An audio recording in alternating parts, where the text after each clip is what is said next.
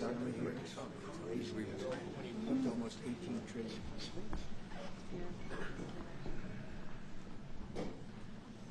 Well, thank you very much, everybody. It's an honor to have the Prime Minister of Canada, Mark Carney, who I have made very popular. He's an extremely popular Prime Minister, and I'm very honored to do it because I liked him right from the beginning. I've liked him, and we've had a good relationship. We have some natural conflict, but we will probably work that out. But we've had a very strong relationship, and your hosting of the various countries that showed up, that was a beautiful job you did, and I appreciate it very much. We're going to be talking about trade. We're going to be talking about a lot of different things. We'll certainly be talking about Gaza.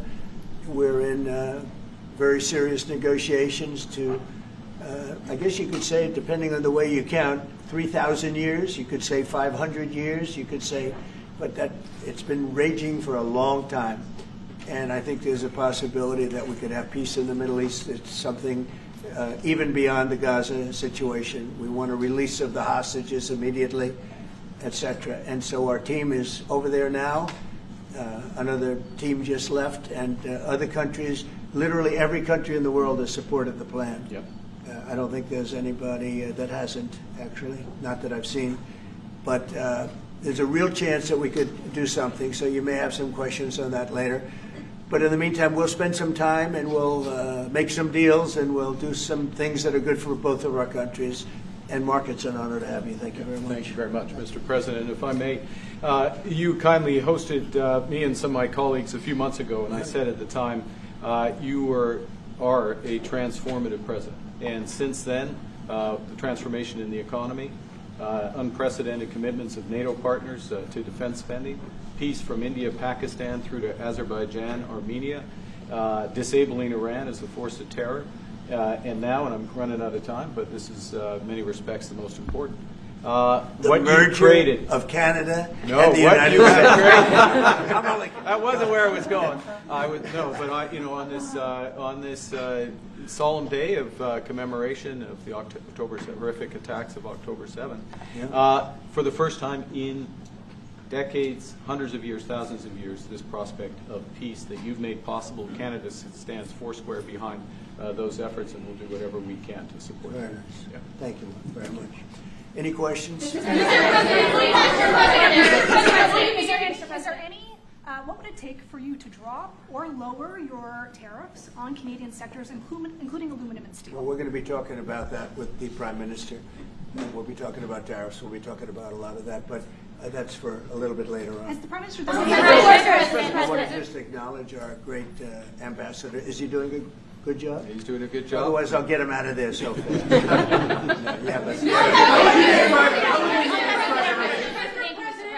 Is it the White House's position that furloughed workers should be paid for their back pay? I would say it depends on who we're talking about. I can tell you this, the Democrats have put a lot of people in great risk and jeopardy, but it really depends on who you're talking about. But for the most part, we're going to take care of our people. There are some people that really don't deserve to be taken care of, and we'll take care of them in a different way. Okay? Thank you. Mr. President, in your opinion, why has Canada and the United States failed to reach an agreement up until now? Well, it's a complicated agreement, more complicated maybe than any other agreement we have on trade, because, we have natural conflict. We also have mutual love. We have great love for each other. I love this. I love Canada and the people of Canada, and Mark feels the same way about here. The problem we have is that they want a car company and I want a car company, meaning the U.S. wants a car company, and they want steel and we want steel.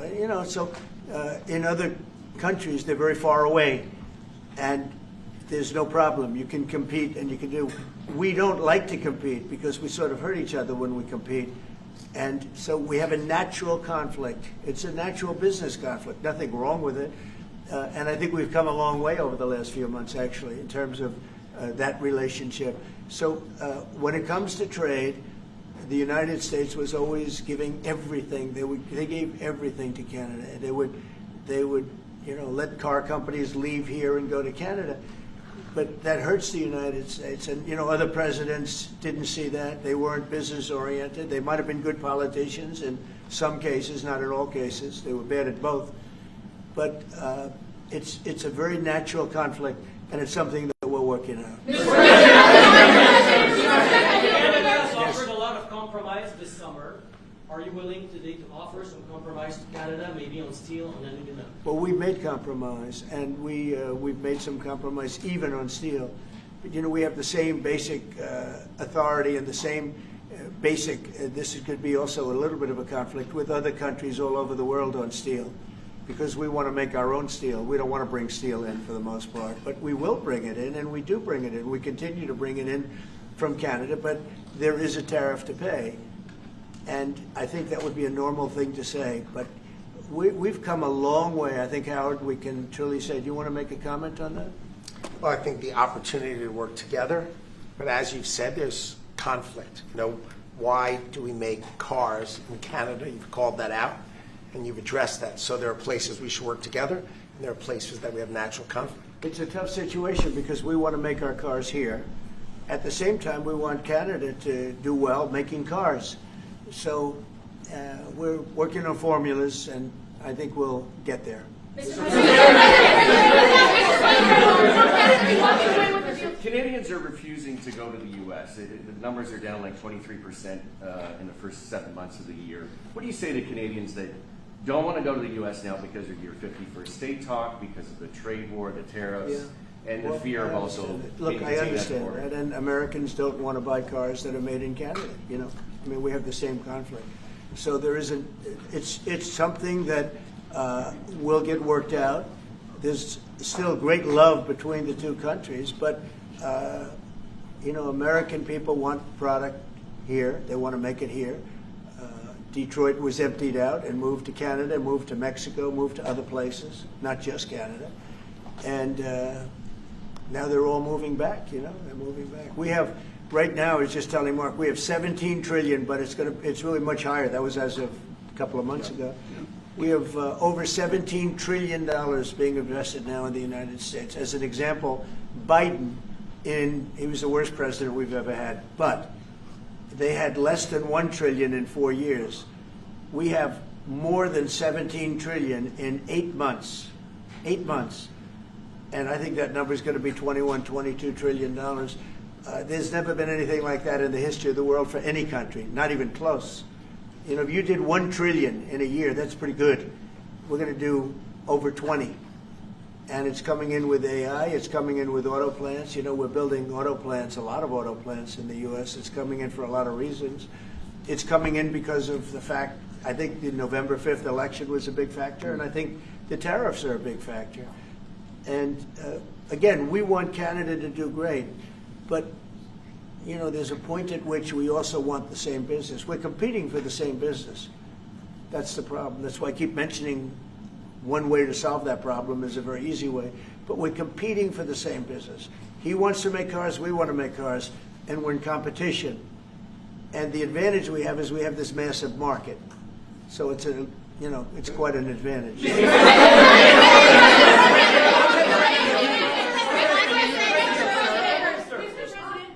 President, can we talk about Portland for a second? Are you planning to invoke the Insurrection Act? That would be, a very long-standing law that's been on the books. Yeah, well, it's been invoked before, as you know. If you look at Chicago, Chicago's a great city where there's a lot of crime. And if the governor can't do the job, we'll do the job. It's all very simple. They probably had 50 murders in Chicago over the last 5, 6, 7 months. Many people were shot. And then the governor gets up and he says, well, we can handle it. They can't handle it. They don't know what they're doing. The mayor is grossly incompetent. He's at a 4% approval rating in Chicago. He's at a 4%, lowest approval rating, lower than even de Blasio had, which is hard to believe in New York. I thought de Blasio would always maintain that record, but the Chicago guy is even lower. So I think that we want safe cities. If you look at D.C., you would right now, Mark, you could go out, take your family out to dinner, you could walk right down the middle of the street. There is no crime in D.C. When I got here, this place was a raging hellhole where people would come from Canada, people would come from other places and end up getting shot. Nobody's being shot. the National Guardsmen, unbelievable. I mean, they are strong, tough guys. You know, we won something at the Supreme Court, which is a big deal, merit. Everything now in this country is merit-based. I didn't think I'd ever see it again. And we have our soldiers are merit-based too, and they're central casting. And they walk through that town, and I'll tell you what, this place is safe. It's beautiful. Now we're in Memphis, and the same thing's happening. You're getting the reports. The bad guys are saying, we don't want anything to do with this.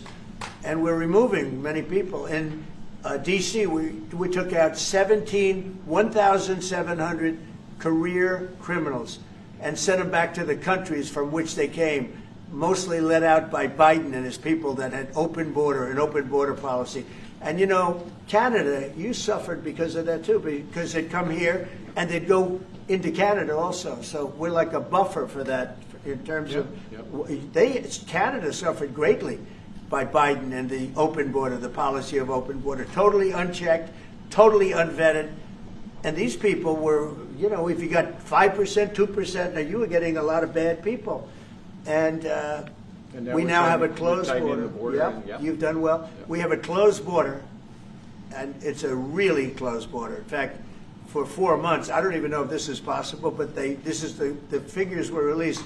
0 people were able to come into the United States from the southern border. 0. And as you know, we've taken a very hard stand on drugs. This is also benefiting you. A lot of we call them the water drugs, the drugs that come in through water. They're not coming. There are no boats anymore. Frankly, there are no fishing boats. There's no boats out there, period. If you want to know the truth, we're saying, does anybody go fishing anymore? The fact is, we knocked out, probably saved at least 100,000 lives, American lives, Canadian lives, by taking out all those boats coming in. So it's, and now they don't come in that way anymore. Now they'll come in other ways, and we're not going to allow that either. So we've done a great job on that. But on crime, Chicago's a great city, but you can't be a great city if you have murders and if you have a lot of problems, and they do. And they have an incompetent policy, just like they had open border policy, anybody could come in. They came in from prisons, they came in from mental institutions, drug dealers, they came in from all over the place, and we don't have that anymore. This country is becoming we're a very strong country. Look, financially speaking, I would say that because of the tariffs, because of the election, because of the policy, because of the great big beautiful deal, it's what I added the word great because it really is. It's the biggest bill ever passed in the history of our country. We don't need another bill. It's the biggest tax cuts, I mean, when you think no tax on tips, no tax on Social Security, no tax on overtime for the people.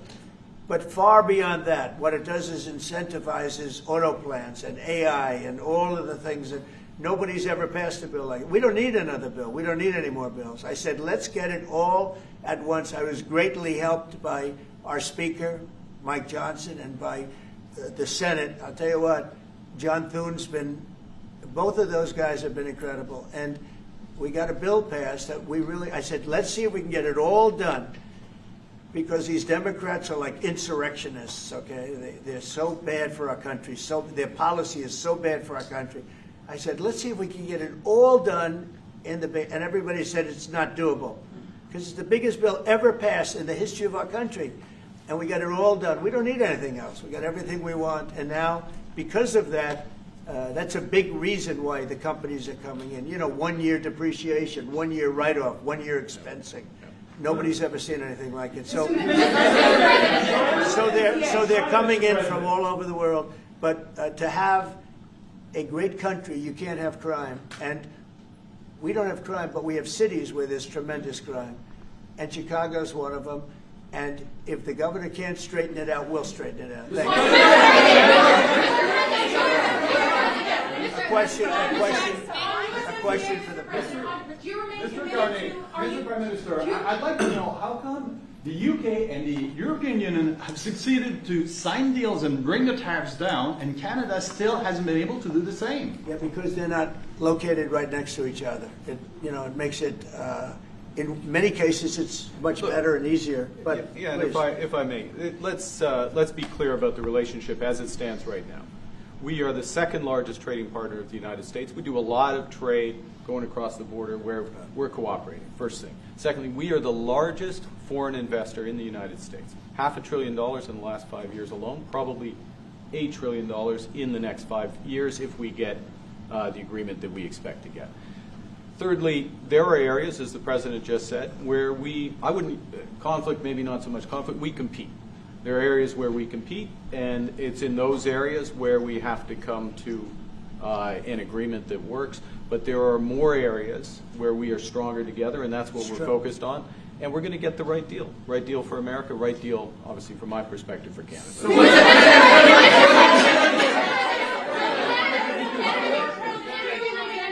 Including one thing that, wait. So one thing where we are working very closely is the Golden Dome. That's the protective mechanism, and you see how that works. It's unbelievable. Ronald Reagan wanted to have it, and at that time they didn't have the technology, even close to the technology, but he was advanced, and we'll be working together on a Golden Dome for the two countries, and it's something that I think is going to be very important, especially when you look at the world, you look at what's happening. We want to have that protection. It's really amazing. The technology is unbelievable.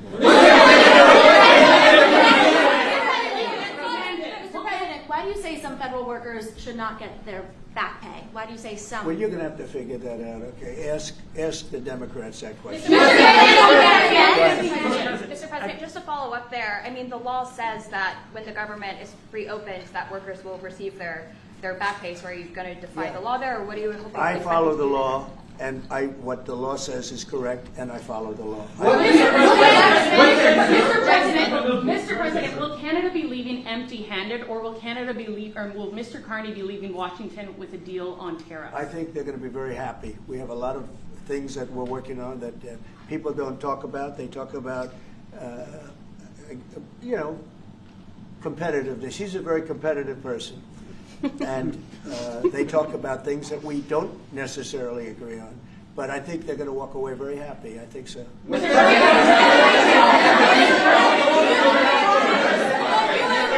President, on all your trade deals that you've signed, there's been a minimum tariff that countries have got. When USMCA gets renegotiated, do you want a minimum tariff on goods between Canada and the U.S.? Well, we're going to have tariffs between Canada, and, they have them with us. I will say with our farmers, as you know, they went up to as much as 400%, 250, 300, and even one at 401. We found one having to do with a very small product, but it was high. So we've always had tariffs between the two of us, and actually Canada was charging us very high tariffs on our agricultural things, a lot of our agricultural product, and that's one of the things that we talk about for bringing that down. So this is a mutual thing, but. We've been charged tariffs. Look, we're the king of being screwed by tariffs, just so you understand. And I'm not talking about with Canada. I'm talking about with countries all over the world. When you look at Europe, when you look at China, when you look at all of the, almost every country charged the U.S., we didn't charge them. Because we were led by stupid people in many cases. Stupid people. They took advantage of our country. They're not taking advantage of us anymore. If you looked at European Union, they're all my friends. I don't blame them. I blame our presidents. I blame our past presidents and, business leaders. But we are the king of countries that have been taken advantage of for many, many years. We've been paying trillions and trillions of dollars and receiving nothing at all. As an example, prior to the deal with Europe, where they pay a lot of money, but they're happy and I'm happy. The deal was good. It's a fair deal, but it wasn't fair. You couldn't put a car into Europe. You couldn't sell your agriculture into Europe. You couldn't do anything. And now we have it so that it's open. We charge them tariffs. We didn't charge them tariffs a car. They charge us tremendous. I said to Angela Merkel once, I said, how many cars have gone to Germany from the United States? And she said, well, I don't believe any. And I said, you're right. You're right. Well, that doesn't happen anymore. And they're paying a fair amount. It's just a fair amount. It's not. I could ask for much more. It's a fair amount. But the United States now is using the same thing that they've used on us. And I just can't believe it's taken presidents so long to do this. And again, we're going to treat people fairly. We're going to especially treat Canada fairly. But I can't believe it's taken so long where we get charged and don't charge them. Japan was a good example. We made a deal with Japan. You saw that, Mark? Yeah. A deal with Japan. It's a much different deal than we've had in the past. But they would send us millions of cars, no charge. We weren't allowed to send them cars. We sent no cars. I doubt you had one car go into Japan because we were restricted. They didn't want our cars. Same thing with Europe, same thing with other places. So now all we do now is fairness. But fairness leads us to the most successful country there's ever been. You know, we have some advantages over other countries, and we do have a great market. We have an amazing market. But you know what? If I let this go, if we didn't win this election, if we had these people that were running, that were ruining our country, destroying our country with their open borders and men playing in women's sports and transgender from everybody and windmills all over the place, if we allowed that to go on for another couple of years, we would be, I'm not sure that we'd even have a country.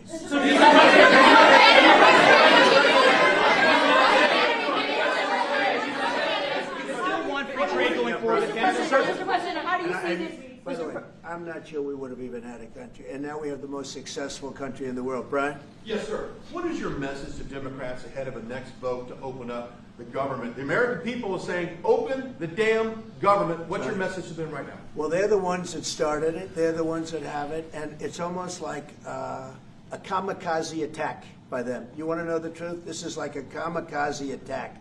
They almost, you know, they have nothing to lose. They've lost the elections. They've lost the presidential election in a landslide. I saw the other day where Kamala said this was a very close election. This was one of the biggest sweeps that anybody's ever had. Won the popular vote by millions, won the Electoral College by a massive amount. They said, if I got 270, that would be great. But I got, I think, 312 or 315, and they got 220. So, you know, we won that. But we won counties. The big thing is counties. So out of all of the counties, thousands and thousands, we got 2,500. They got 525. It was a landslide. And we listened, oh, yes, it was close. It was one of the greatest victories ever. And it was a mandate to do what we're doing. And I hope, and Mark wants this as much as I do, we are very close to making a deal on the Middle East that will bring peace to the Middle East. After all of these years of millions and millions, tens of millions of people being killed, there's a chance to bring peace to the Middle East. In addition to that, I made 7 other deals, and they're, you know, great. And we're, you know, things are happening with respect to Russia, Ukraine. That's one that last week, Mark, 7,812 people were killed. Soldiers, mostly soldiers. But 7,000, more than 7,000, almost 8,000 soldiers were killed. It's a crazy thing. I thought that would have been one of the easy ones. I get along very well with Putin, and I thought that would have been, I'm very disappointed in him because I thought this would have been an easy one to settle, but it's turned out to be maybe tougher than the Middle East. We'll see what happens with the Middle East.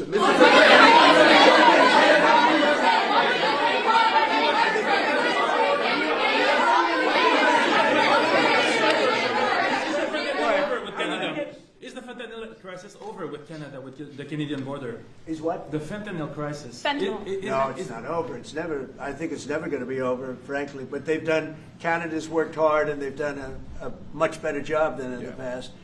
We have very few people coming in through our southern border too. We've worked with Canada and we've worked with Mexico, so we've made it a lot better.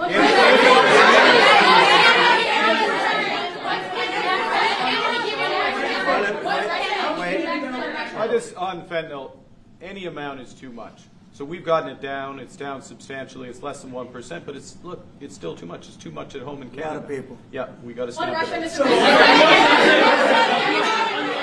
On USMCA, are the two of you both committed to seeing it through in the renegotiation of that deal that you made? Well, we could renegotiate it, and that would be good, or we could just do different deals. We're allowed to do different deals if we want. We might make deals that are better for the individual What's your preference? countries. I don't care. I want to make whatever the best deal is for this country, and also very much with Canada in mind. Go ahead, sir. Sir, on China, what more can the United States and Canada do together to counter China? Well, you have to be able to compete. They're a great competitor, and Mark and I both know that, and you have to be able to compete. We have big advantages over China for lots of different reasons, and I think we're doing very well with China. I get along very well with President Xi. I'm going to be meeting him in a few weeks, as you know. I'll be meeting him in South Korea. But we've had a very good relationship for a long time.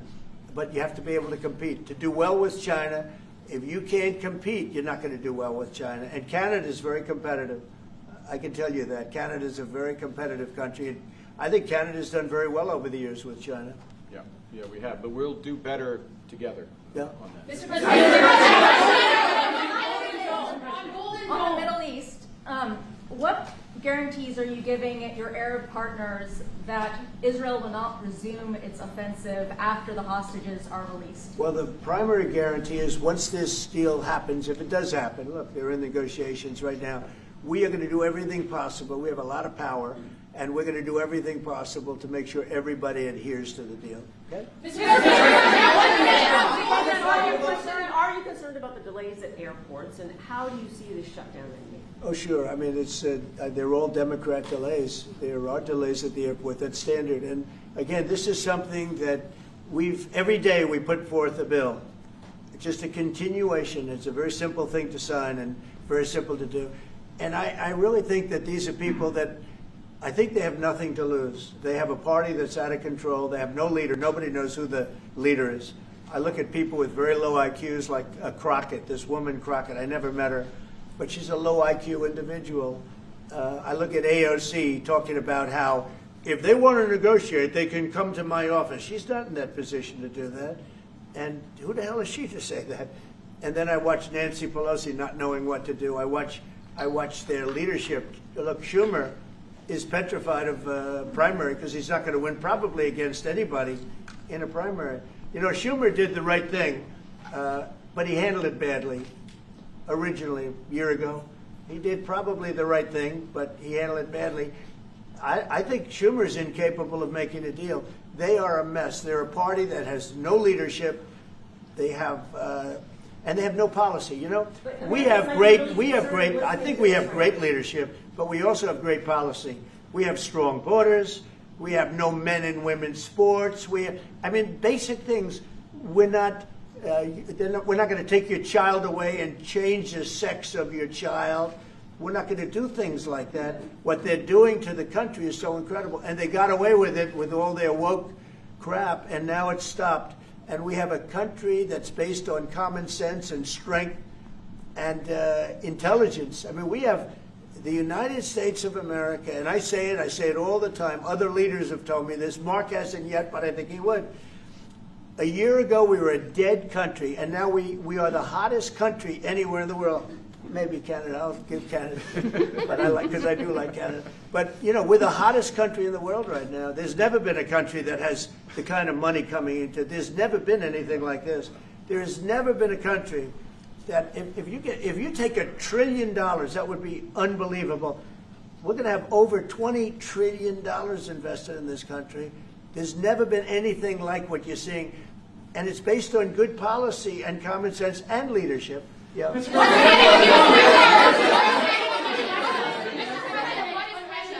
President, what is Canada giving you in return? If you say Mr. Carney is going to be leaving Washington happy, what's Canada giving you in return? Well, you'll find out, but I think the people of Canada, they will love us again. Most of them still do. But if you say only 25%,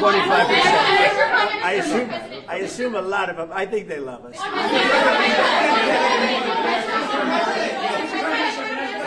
And you know what? I'm not the biggest hockey fan, but I like it a lot. And I watched some of the greatest hockey games I've ever. How good were those games, right? Yeah, very good. Mm-hmm. We're coming down for the World Series, Mr. President. Okay. By the way, your team is looking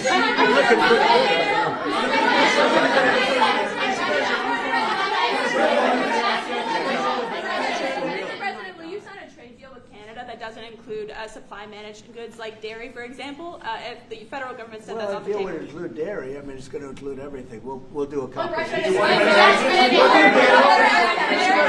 Mr. President, have you identified programs to eliminate under this shutdown? Oh, sure. Which ones? We have a lot, I'm not going to tell you, but we'll be announcing it pretty soon. But we have a lot of things that we're going to eliminate and permanently eliminate. You know, one of the things that we have is some advantage, you could say, but because of the shutdown, which I think they made a big mistake, we're able to take out billions and billions of dollars of waste, fraud, and abuse, and they've handed it, you know, on a silver platter. And you know Russell Vogt, he's a serious person, very serious person, and he's sitting there and he's getting ready to cut things. And this is something that was handed to us by, I assume, Schumer. I just don't know if Schumer has any power anymore. I look at your leadership, I don't know who to speak to. I'll tell you what, I'm getting calls from Democrats wanting to meet. I never even heard their names before, and they're claiming to be leaders. The Democrats have no leader. They remind me of Somalia, okay? You know? And I met the president of Somalia. I told him about the problem he's got. I said, you have somebody from Somalia who's telling us how to run our country. She's from Somalia. He said, would you like to take her back? He said, no, I don't want her. Okay, you know who I'm talking about. What workers are you talking about? Say it again. How many permanent jobs are you talking about to be eliminated? Well, I can tell you, I'll be able to tell you that in 4 or 5 days if this keeps going on.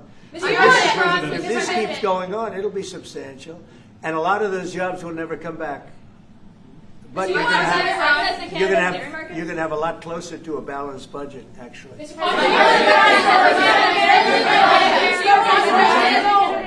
there anything the Prime Minister has done that's making it more difficult to reach a deal? Say it? Is there anything that the Prime Minister has done that's making it more difficult or easier to reach a deal? No, I think he's a great Prime Minister. I mean, he could represent me anytime. I will tell you, I'm not saying that because no, he is a very strong, very good leader. He's a nice man, but he can be nasty. He can be very nasty. Maybe as nasty as anybody. How? I think Canada. Let me put it this way. I can tell you this because I deal with lots of leaders all over the world.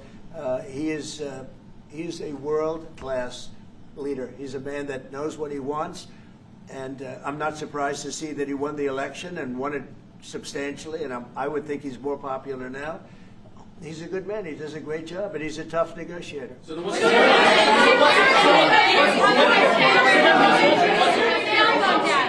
what's holding things up? If he's a great man and you want to do a deal with Canada, why aren't you?